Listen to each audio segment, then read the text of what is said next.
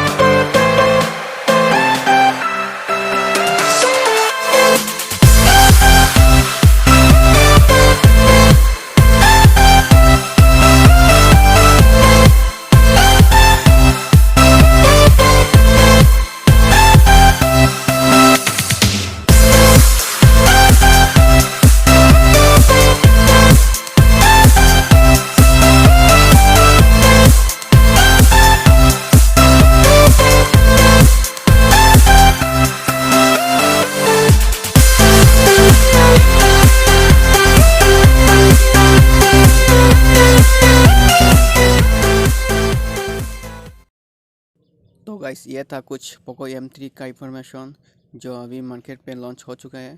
आप इसे ले सकते हो। बहुत ही अच्छा मोबाइल है और गेमिंग के लिए बहुत ही परफेक्ट है। तो ये आप लोग ले सकते हो। तो गाइस, ये वीडियो अगर अच्छा लगे तो लाइक, कमेंट एंड शेयर कर देना। Thank you, bye bye.